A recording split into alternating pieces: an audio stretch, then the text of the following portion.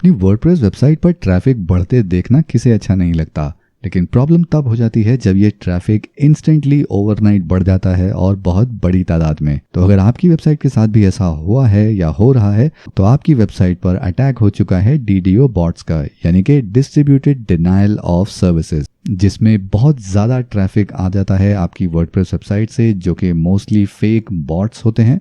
और ये आपकी होस्टिंग रिसोर्सेज को इतना ज़्यादा चोक कर देते हैं कि आपकी वेबसाइट बंद हो जाती है और आपके नॉर्मल विजिटर्स आपकी वेबसाइट को विजिट नहीं कर पाते।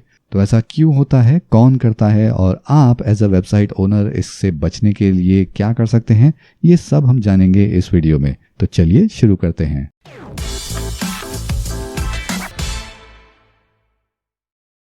नमस्ते दोस्तों, मेरा नाम है अंकित और आप देख रहे हैं मैगजीन 3 यूट्यूब चैनल, जहां हम बात करते हैं वर्डप्रेस की।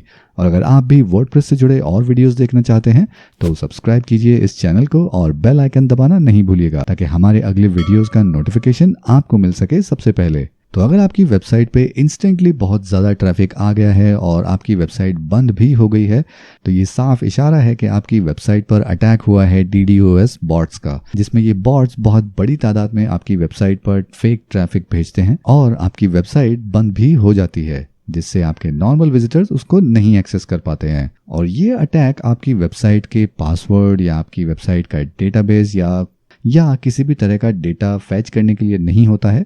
इनका मेन काम होता है कि आपके होस्टिंग सर्वर को इतना ओवरलोड कर देना कि आपकी वेबसाइट बंद हो जाए। और ये अटैक करने वालों का मकसद भी आपकी वेबसाइट से डेटा चुराना नहीं होता है। ये कुछ हैकर्स का काम हो सकता है जो सीखना चाह रहे हैं वेब सिक्योरिटी, और आपकी वेबसाइट उनके एक्सपेरिमेंट का शिकार हो गई है। तो इससे बचने और इसको ठीक करने के लिए आप कुछ चीज़ें कर सकते हैं, और वही हम आज डिस्कस करने वाले हैं, जिसमें पहला पॉइंट आता है अपनी वर्डप्रेस वेबसाइट को अपडेट रखना। जी हाँ, ये जितना सिंपल सुनने में लगता है ये उतना ही इम्पॉर्टेंट भी है। अगर आपकी एक वर्डप्रेस वेबसाइट है तो आपको ये हमेशा ध्यान में रखना चाहिए कि आप उसको लेटेस्ट वर्जन पे अपडेट रखें। अगर आप अपनी वर्डप्रेस वेबसाइट को पुराने वर्जन पर ही रहने देते हैं तो ये एक ओपन इनविटेशन हो जाता है इन बॉट्स के लिए कि वो आपकी वेबसाइट पर अटैक कर पाएं। तो सबसे बेसिक प्रिकॉशन है कि आप अपनी वर्डप्रेस वेबसाइट को अपडेट रखें।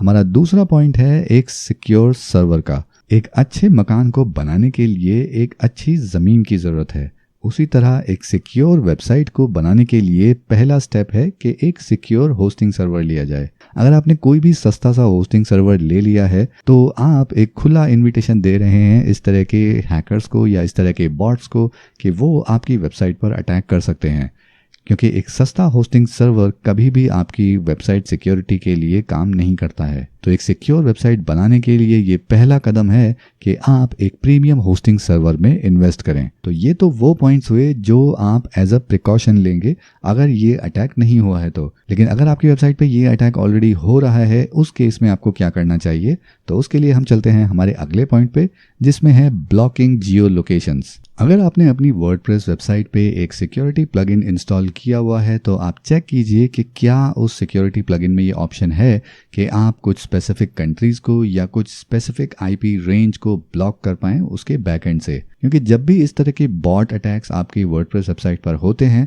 तो वो मोस्टली एक ही कंट्री से आ रहे होते हैं, और अगर वो कंट्री आपकी ऑडियंस कंट्री नहीं है, फॉर एग्जांपल अगर आपकी वेबसाइट ऐसी है जिसपे मोस्टली सिर्फ इंडियन विजिटर्स ही आते हैं या आपकी टारगेट ऑडियंस इंडिया ही है, तो आप आसानी से चाइना और रशिया जैसी कंट्रीज को ब्लॉक कर सकते हैं आपकी वेबसाइट को एक्सेस करने से, क्योंकि वहां से आप कोई ट्रैफिक या कोई सेल कभी भी एक्सपेक्ट नहीं कर रहे होंगे। तो जब भी आपकी वेबसाइट पर इस तरह के बॉट अटैक्स होते हैं तो ये आप एज अ पहला स्टेप ले सकते हैं, और इसको लेने के बाद आप बाकी चीज़ों पर ध्यान दे सकते हैं कि अब इसको रोकने के लिए क्या करना चाहिए। हमारा अगला पॉइंट है इंस्टॉलिंग वेबसाइट एप्लीकेशन फायरवॉल। अगर आपने अपनी वर्डप्रेस वेबसाइट पर सिक्योरिटी फायरवॉल्स इंस्टॉल किए हुए हैं तो ये एज अ लेयर काम करता है आपकी वेबसाइट और आपके विजिटर्स के बीच, जिससे ये आइडेंटिफाई कर लेता है कि जो विजिटर आ रहे हैं वो एक नॉर्मल विजिटर हैं या फिर कोई एक ऑटोमेटिक बॉट है जो आपकी ट्रैफिक को सिर्फ लोड करने आ रहा है। तो ये फायरवॉल ये इजीली डिटेक्ट कर लेते हैं कि आपकी वेबसाइट पर ट्रैफिक जो आ रहा है वो एक जेन्युइन ट्रैफिक है या फिर एक फेक बॉट है। और इस तरह के फायरवॉल प्लगइन्स में सबसे पॉपुलर नामों में से एक है स्क्यूरी प्लगइन का, जिसका फ्री वर्जन भी अवेलेबल है और अगर आपकी वेबसाइट पर काफ़ी ट्रैफिक ऑलरेडी आ रहा है और आप काफ़ी डिपेंडेंट हैं अपने बिजनेस के लिए अपनी वेबसाइट पर, तो मैं आपको सजेस्ट करूंगा कि आप इस तरह की फायरवॉल प्लगइन्स के प्रीमियम प्लान में इन्वेस्ट करें ताकि ये प्लगइन आपकी वेबसाइट को एक ओवरऑल सिक्योरिटी प्रोवाइड कर सकें।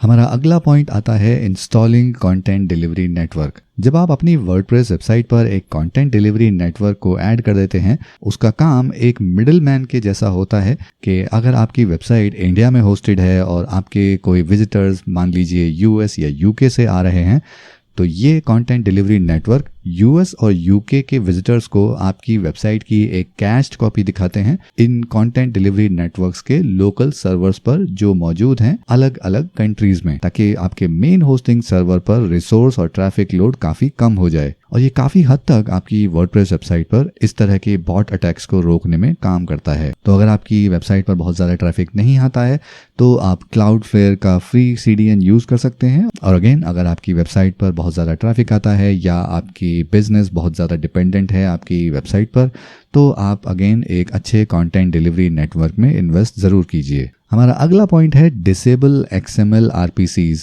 आपकी वर्डप्रेस वेबसाइट में XML RPCs by default on रहते हैं और ये मदद करते हैं थर्ड पार्टी प्लगइन्स को ताकि वो आपकी वर्डप्रेस वेबसाइट से कम्युनिकेट कर सकें अपनी फंक्शनिंग के लिए। और ये आपको एज अ बिगिनर या एक बेसिक वर्डप्रेस वेबसाइट में ऑन रखने की ज़रूरत बिल्कुल नहीं है। और इसको ऑफ करने के लिए आपको जाना होगा अपनी वर्डप्रेस वेबसाइट के FTP पर यानी कि फाइल मैनेजर में, और वहाँ से आपको HTXS फाइल में कुछ कोड एडिट करना होगा।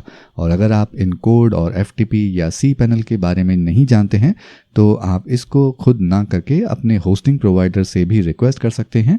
और अगर आप एक अच्छा होस्टिंग सर्वर यूज़ कर रहे हैं तो ये काम वो आपके लिए बड़ी ही आसानी से करके दे सकते हैं। तो ये थे कुछ ऐसे पॉइंट्स जिनकी मदद से आप अपनी वर्डप्रेस वेबसाइट पर इन DDoS अटैक्स को प्रिवेंट कर सकते हैं और ठीक भी कर सकते हैं।